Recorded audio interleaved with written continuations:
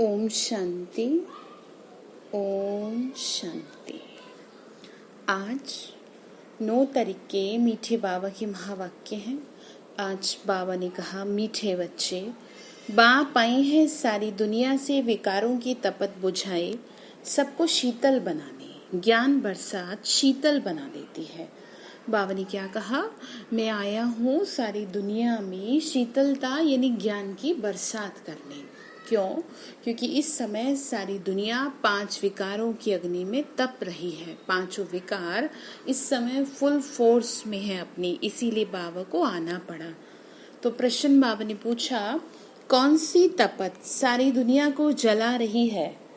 Answer है काम विकार की तपत सारी दुनिया को जला रही है। सब काम अग्नि में जलकर काले हो गए हैं। बाप ज्ञान वर्षा से उन्हें शीतल बनाते हैं। जैसे बरसात पड़ने से धरती शीतल हो जाती है, तो इस ज्ञान वर्षा से 21 जन्मों के लिए तुम शीतल बन जाते हो। बाबा ने क्या कहा? ज्ञान वर्षा से क्या बन जाते हो? शीतल बन जाते हो। किसी भी प्रकार की तपत नहीं रहती, तत्व भी सतो प्रधान बन जाते हैं, कोई भी तपता नहीं है। बाबा ने कहा, ये ज्ञान जब तुम्हारी बुद्धि में बैठ जाता है तो तुम्हारा तन और मन शीतल हो जाता है। ओम शांति। रूहानी बच्चे किसकी याद में बैठे हैं? जरूर अपने रूहानी बाप की याद में बैठे हैं। रूह अपने परमपिता परमात्मा की याद में बैठी है, मतलब आत्मा, कि हमको रूहानी बाप आकर रिफ्रेश कर शीतल बनाए। क्योंकि काम चिता पर बैठ भारत जल मरा है। गाते भी है ना, तपत बुझाए। तपत काहे की? काम विकार की।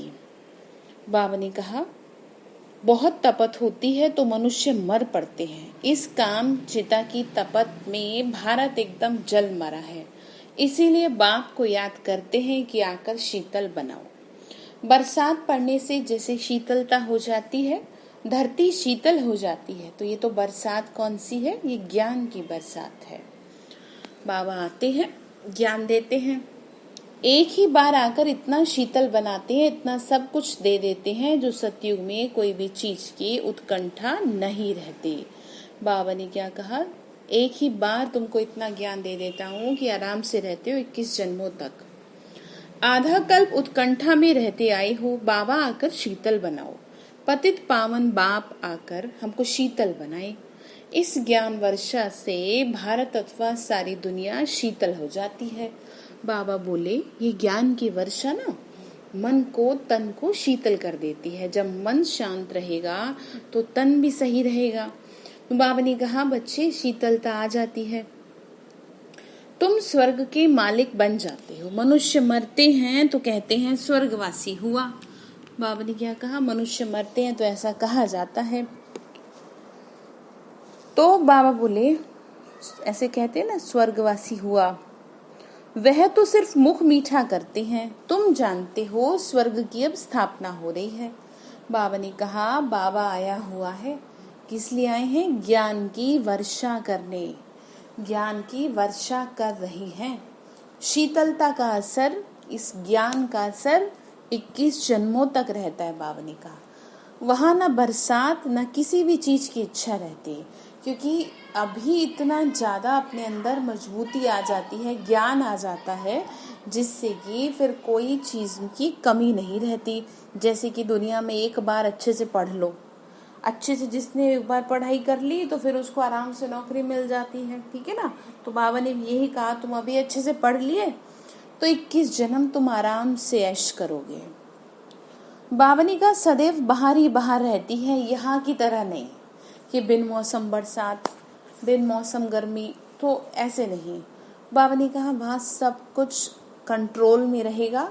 वो इसलिए क्योंकि अभी तुम अपने पे जो कंट्रोल करते हो, वो कंट्रोल तुम्हारा वहां पर बहुत इफेक्टिव दिखाई देगा। और यहाँ पर भी जिसका जितना ज्यादा स्वयं पे कंट्रोल रहेगा, वो प्रकृति को उसी हिसाब से कंट्रोल में कर पाएंगे, और यही रिजल्ट लेके जाएगा हमें स्वर्ग की ओर, कि ये प्रकृति भी परेशान नहीं करेगी। बाबा ने कहा, सदैव बाहर ही बाहर रहती है, वहां कोई प्रकार का दुख नहीं रहता। सूर्य भी सतो प्रधान बन जाता है, कभी तपत नहीं दिखाते। यहाँ तो देखा ना कितना जला देता है, अग्नि सी जैसे आती है, गर्मी इतनी बढ़ जाती है। तो बाबा ने कहा ऐसा वहाँ नहीं होगा, भले ही सूरज होगा लेकिन दुखदाई नहीं होगा। तुम सारे विश्व के मालिक बन जाते हो। अभी तो गुलाम है ना, बाबा कह रहे बच्चे अभी तो तुम गुलाम हो, गाते हैं ना, मैं गुलाम तेरा। बाप को याद करते हैं। अब बाप कहते हैं तुम्हारी सेवा में मैं तुम्हारा गुलाम आकर बना हूँ। बाबा ने क्या कहा, मैं तुम्हारा गुलाम आके बना हूँ, मैं तुम्हारा ओबीडिएंट सर्वेंट हूँ। क्यों कह रहे हैं, जिससे कि तुम कहीं और मत फंसो। ये ध्यान रखो, मैं तुम्हारी हर वक्त सेवा में हूँ, तुम्हारा गुलाम हूँ। तुम्हारी सेवा में तुम्हारा गुलाम आकर बना हूँ। तुम बच्चों की सेवा करता हूँ। पराये पतित देश पतित शरीर में आता हूँ। इस पतित दुनिया में एक भी पावन नहीं हो सकता। बाबा ने कहा सतयुग को पावन और कलयुग को पतित कहा जाता है। सतयुग है पावन दुनिया, क्योंकि सब विकारी है यहाँ पर, तो इसीलिए पतित कहेंगे। भारतवासी ही इस नॉलेज को समझेंगे बाबा ने कहा, और कौन समझेगा, क्योंकि भारत ही स्वर्ग था, देवी देवताओं का राज्य था, इसलिए। तो बाबा ने कहा देखो, बाबा समझा रहे हैं, जिन्होंने 84 जन्म लिए वही ये नॉलेज सुनेंगे। वह जो सतयुग त्रेता में आने वाले हैं वही आकर ब्राह्मण बनेंगे, नंबरवार पुरुषार्थ अनुसार। कैसे बनेंगे, पुरुषार्थ अनुसार पद पाएंगे। बाबा ने समझाया अभी तुम ब्राह्मण वर्ण में हो, फिर देवता वर्ण में आएंगे। ब्राह्मण वर्ण अर्थात ब्राह्मण धर्म स्थापन करने बाप आते हैं। बाबा ने क्या कहा, मैं आता हूँ इसीलिए, किस लिए, कि जिससे मैं ब्राह्मण धर्म के जरिए तुम्हें देवता बना सकूं, क्योंकि ब्राह्मण बनेंगे तभी तो देवता बनेंगे ना। तो बाबा ने कहा बच्चे तुम समझ रहे हो ना इन बातों को, ये तो बहुत सहज है, ये तुम्हारी बाजोली चलती है, तुम जानते हो ना ये चक्र कैसे फिरता है। विराट रूप में ब्राह्मणों की चोटी और शिव बाबा को भूल गए।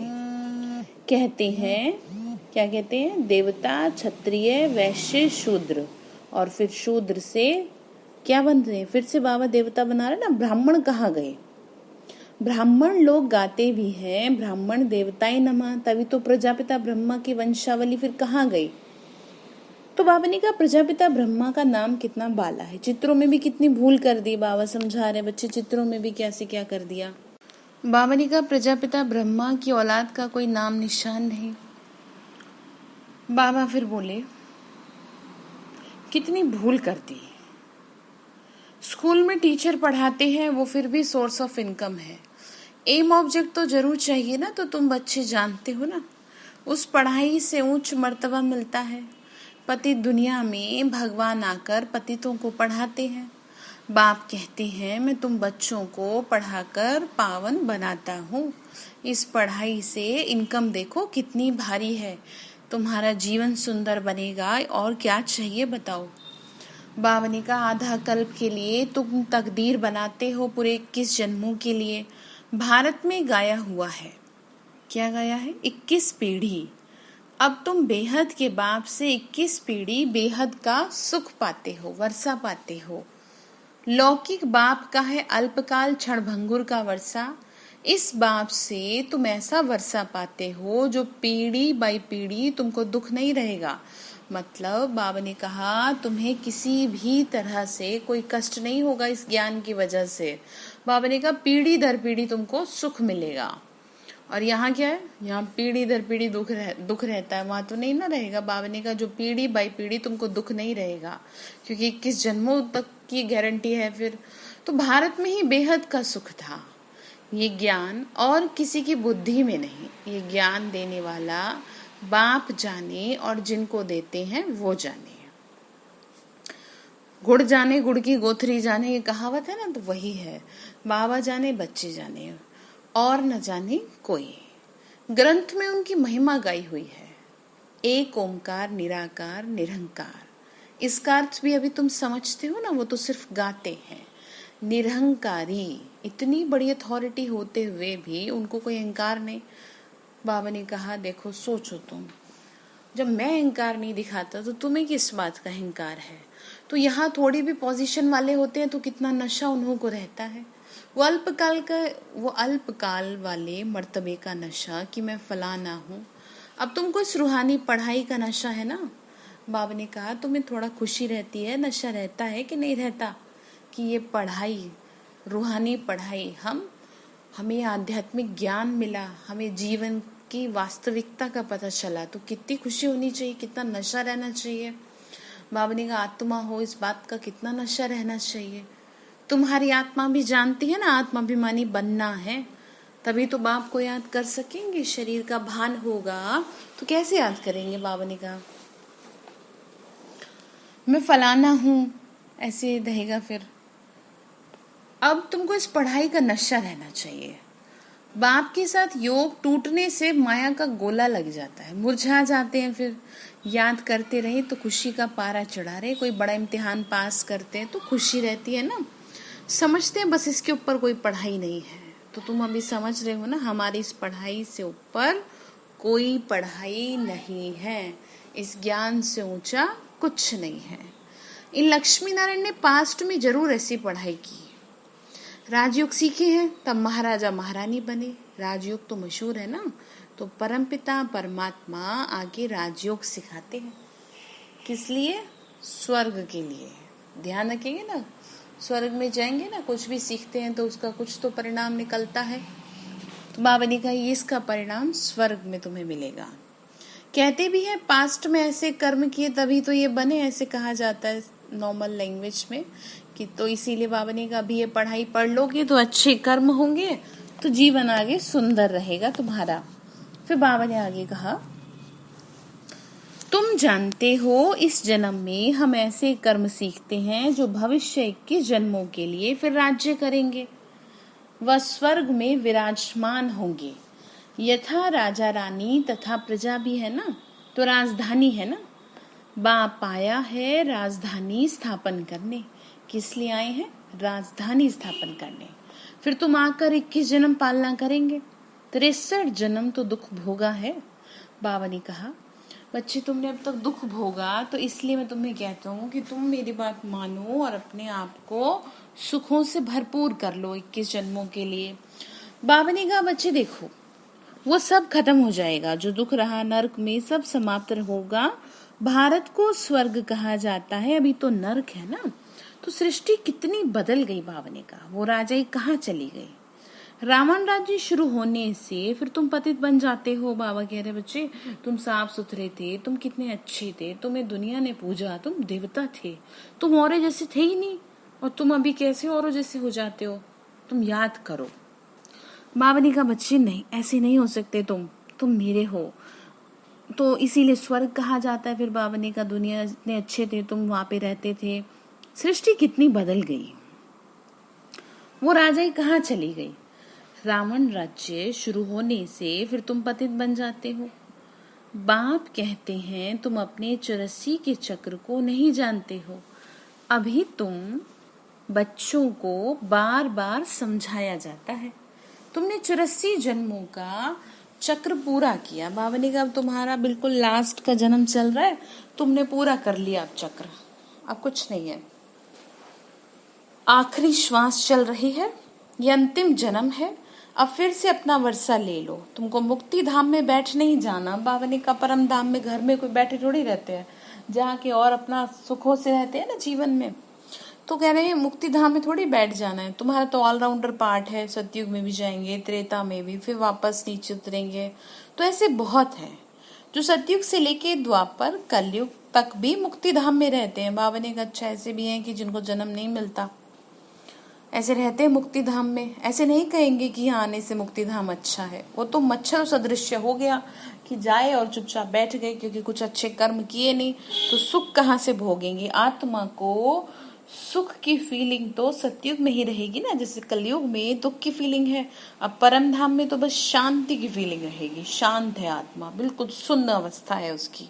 तो बाबा ने कहा उसमें थोड़ी मजा है कि तुम यहीं बैठ जाओ, तुम तो ऑलराउंडर हो ना, तुमको तो पार्ट बजाना है। आया और गया, मच्छर सदृश्य हो गया, मनुष्यों की महिमा गाई जाती है ना। ये मंदिर किसके है? जो शुरू से लेके पाठ बजाते आए। बाबा ने कहा ऐसे भी होंगे कि जो मच्छरों सदृश मतलब आना जाना होगा उनका, तो जो शुरू से लेके पाठ बजाते हैं उन्हों के यादगार बनते आए हैं। पिछाड़ी में जो आते हैं उन्हों का यादगार है क्या? कुछ भी नहीं। तुम्हारा कितना भारी यादगार है। बाबा कह रहे देखो कितना दुनिया तुम्हें याद करती है, सबसे जास्ती तुम पाठ बजाते हो। तुम अपनी प्रारब्ध का टाइम पूरा कर जब भक्ति मार्ग में आते हो तब फिर तुम्हारा यादगार तथा शिव बाबा के मंदिर बनने शुरू होते हैं। बाबा ने क्या कहा? फिर से तुम्हारे मंदिर बनने शुरू होंगे भक्ति मार्ग में ना। तो फिर और धर्म आते हैं। उन्हों का धर्म कब स्थापन हुआ? तुम अपनी हिस्ट्री ज्योग्राफी भी जानते हो ना, और सब धर्म वालों को भी जानते हो। 84 जन्मों की ये सीढ़ी है। पहले हम स्वर्ग में आते हैं, फिर उतरते कैसे हैं? ये तुम्हारी बुद्धि में बातें बैठी हैं ना, कैसे नीचे गिर जाते हैं। हर एक जन्म में भिन्न नाम रूप वाले मित्र संबंधी आदि मिले हैं। ये सब ड्रामा में तुम्हारा पार्ट पहले से नोंधा हुआ है। ये बेहद का ड्रामा है। बाबा ने क्या कहा? बच्चे बेहद का ड्रामा है जो हूबहू रिपीट हो रहा है, कुछ भी नया नहीं हो रहा। इसीलिए तुम किसी भी बात में क्यों, क्या, कैसे या शॉकिंग एक्सप्रेशन ना दिखाएं। क्यों? क्योंकि everything is pre plan, nothing new. Circle repeat हो रहा है। आश्चर्यचकित तो वहां हुआ जाए जहां पे कुछ नई कहानी चल रही हो। यहाँ तो कुछ नया है ही नहीं। ड्रामा के इस पार्ट को अच्छी तरह समझना होगा। तो ये बेहद का ड्रामा है जो हूबहू रिपीट हो रहा है। तुम जानते हो ना, तुम ही देवी देवता थे जो 84 जन्म ले फिर शूद्र बने, फिर हम सो देवी देवता बनते हैं। मनुष्य तो कह देते हैं आत्मा सो परमात्मा। अब सब में परमात्मा है, बताओ, ऐसे कह देते हैं। तो वास्तव में हम सो का अर्थ क्या था? हम सो का अर्थ बाबा ने बताया तुम ही देवता थे। वो फिर आत्मा सो परमात्मा, परमात्मा सो आत्मा कह देते हैं। मतलब अर्थ का अनर्थ कर दिया। इस वजह से भारत का ये हाल हुआ। तो रात दिन का फर्क है ना। तुम अभी इन सब बातों को जानते हो। तुम अभी पांडव बने हो। कौन हो? पांडव। प्रीत बुद्धि है ना शिव बाबा के। कौरव पांडव भाई भाई थे ना। अभी बाप मिला है तो तुम कौरव से पांडव बने हो। पहले कैसे थे? कौरव जैसे तो थे ना। अब तो बाबा से प्यार हुआ तो पांडव बन गए। पांडव मतलब प्रीत बुद्धि। तो अभी बाप मिला है ना तुम्हें, तो बाप तुमको दुखों से लिबरेट कर गाइड बन साथ ले जाते हैं। घर का तो किसी को पता ही नहीं। वह कहते हैं आत्मा ब्रह्म में लीन हो जाएगी तो घर थोड़ी ठहरा। घर में तो बाबा ने कहा घर में तो रहा जाता है ना। बाबा ने कहा ऐसे थोड़ी कि ब्रह्म में लीन हो जाए तो घर कैसे कहेंगे उसको।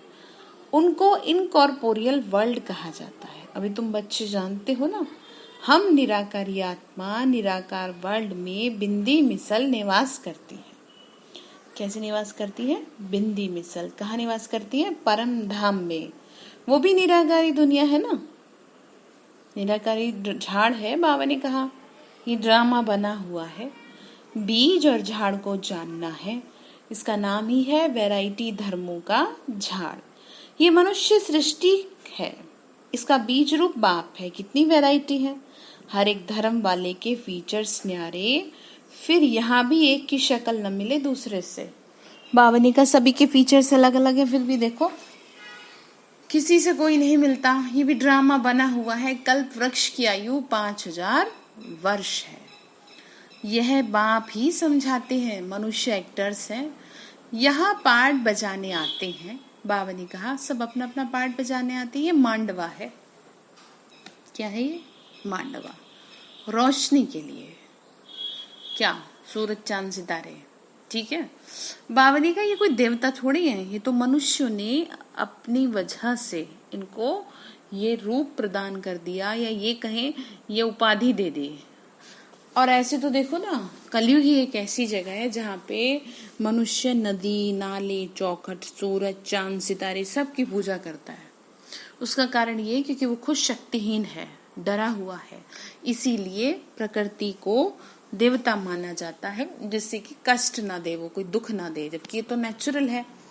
प्राकृतिक आपदाएं जो है ये नेचुरल होती है ना, जैसा रिएक्शन होता है, जैसा सोचते हैं वैसे ही होता है फिर। तो बाबा ने कहा बच्ची मांडव है रोशनी के लिए, ये कोई देवता थोड़ी है। बाबा ने कहा ये तो बत्तियां हैं परंतु सर्विस करते हैं इसीलिए देवता कह देते हैं। क्या सर्विस करते हैं? सर्विस करते हैं ना रोशनी देने की। तो वास्तव में देवताएं कोई सर्विस नहीं करते, सर्विस तो तुम बच्चे करते हो। बाप ओबीडिएंट सर्वेंट है, बच्चे दुखी होते हैं तो बाप को तरस पड़ता है। बाबा ने कहा देखो ये सूरज चांद सितारों का जो रोल है वो प्रकाश देने का है, ठीक है। सेवा मैं तुम्हारी करता हूँ। क्या सेवा करता हूँ? तुम्हें मनुष्य से देवता बनाता हूँ, इतना ज्ञान देता हूँ। तो बाबा ने कहा बच्चे देखो, बच्चे दुखी होते हैं ना तो बाप को तरस पड़ता है, तो बाप आए हैं समझाने। तुम बच्चों को फिर से देवी देवता पद प्राप्त कराने आता हूँ।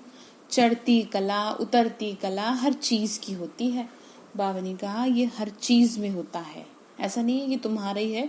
हर चीज तमो प्रधान होती है, नई भी होती है तो पुरानी भी होती है। तो तुम बच्चों को फिर से मैं बना रहा हूँ, चढ़ती कला उतरती कला, समझ गए ना। तो पुरानी दुनिया को तमो प्रधान और नई दुनिया को सतो प्रधान कहा जाता है। हर एक चीज नई सो पुरानी होती है। आत्मा कहती है ये शरीर भी तमो प्रधान पतित है। ये सतयुग में आत्मा और शरीर सतो प्रधान थे, माथा नहीं खपाते थे, मतलब परेशानी नहीं होती थी कुछ भी, न शरीर से और न प्रकृति से। आत्मा को अब ज्ञान मिला है। किस बात का? इसी बात का कि वास्तव में हम सतयुग में रहने वाली आत्माएं थे, तभी तो दुनिया वालों जैसे नहीं है। स्मृति आई है ना, हम 84 जन्म लेते हैं, ये राज बेहद का बाप समझाते हैं।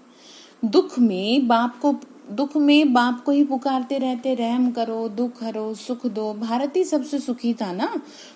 बाबा ने कहा मुझे क्यों पुकारते हो बताओ, मैंने कुछ नहीं करा तुम्हारे लिए। तो पुकारते तो इसीलिए ना कि सुखी थे, इसीलिए पुकारते हैं। सबसे सुखी थे, भारत जैसा पवित्र खंड और कोई हो नहीं सकता। तो अभी बाप तुम बच्चों की झोली अविनाशी ज्ञान रत्नों से भरते हैं। कभी ऐसा बाप देखा है? कहते हैं बच्चों के लिए मैं तुम्हारे लिए वैकुंठ सौगात में ले आया हूँ, स्वर्ग तुम्हें गिफ्ट के रूप में देता हूँ, ऐसा कोई होगा? बाबा ने कहा मैं तुमको देखो कितना प्यार करता हूँ, तुम स्वर्गवासी थे, अब पतित नरकवासी बन पड़े हो। पावन उनको कहा जाता है जो विकार में नहीं जाते। सतयुग में है संपूर्ण निर्विकारी और इस समय है संपूर्ण विकारी। तो बाप कहे तुम भी संपूर्ण निर्विकारी थे, अब संपूर्ण विकारी बने हो, पूरी तरह विकारों में लिप्त हो गए। फिर से मुझे तुम्हें निकालना पड़ेगा तभी तो देवता पद मिलेगा। बाबा ने कहा अच्छा फिर बाप को याद करेंगे ना तभी मिलेगा। अक्षर देखो कितने अच्छे हैं। कौन से अक्षर हैं? मन मना भव। मुझ बाप को याद करो तो तुम तमो प्रधान से सतो प्रधान बन जाएंगे। मैं सर्वशक्तिवान हूं ना, मुझे याद करो। याद को ही तो योग अग्नि कहा जाता है, जिससे तुम्हारे पाप दग्ध होंगे और तुम पवित्र बन जाएंगे। याद अग्नि है और अग्नि जब किसी चीज पे पड़ती है या जब अग्नि लगती है तो नष्ट हो जाती है चीज। तो हमें क्या नष्ट करना है? हमें विकर्मों को नष्ट करना है, पाप को नष्ट करना है। और भगवान की पावरफुल याद अग्नि का रूप लेगी जो हमारे पापों को नष्ट करेगी, तो तुम फिर पवित्र बन जाएंगे। अच्छा, मीठे मीठे सिक्की लदे बच्चों प्रति माता पिता बाप दादा का याद प्यार और गुड मॉर्निंग। रूहानी बाप की रूहानी बच्चों को नमस्ते। रूहानी हम बच्चों की रूहानी माता पिता बाप दादा को नमस्ते। नमस्ते बाबा, नमस्ते। शुक्रिया बाबा, शुक्रिया। तो धारणा के लिए मुख्य सार है, बाबा ने समझाया हम बच्चों को रूहानी पढ़ाई के नशे में रहना। ये रूहानी पढ़ाई जो पढ़ रहे हैं ना, इस खुशी और नशे में रहना। बाप समान निरहंकारी बनना, पोजीशन आदि का अहंकार नहीं रखना। भगवान के लिए क्या पोजीशन, भगवान के तो बच्चे ही हैं। दूसरी पॉइंट है अपनी झोली ज्ञान रत्नों से भरनी है। संपूर्ण निर्विकारी बन देवता पद पाना है, कभी भी मुरझाना नहीं है, उदास नहीं होना, ठीक है। अच्छा, वरदान दिया बाबा ने, सर्वात्माओं के पतित संकल्प व वृत्तियों को भस्म करने वाले मास्टर ज्ञान सूर्य भव। सभी के पतित संकल्पों को भस्म करना है, और भस्म करने का काम कौन करता है? जैसे सूरज की किरणों से कीटाणु नष्ट हो जाते हैं ना, तो बाबा ने कहा तुम क्या हो? मास्टर ज्ञान सूर्य हो। सर्वात्माओं के पतित संकल्प व वृत्तियां को भस्म करने वाले, वृत्ति मतलब उनके मनों में जो गंदगी चल रही है उसको भस्म करना है आपको, करने वाले मास्टर ज्ञान सूर्य भव। जैसे सूर्य अपनी किरणों से किचड़ा गंदगी के कीटाणु भस्म कर देता है, ऐसे जब आप मास्टर ज्ञान सूर्य बनकर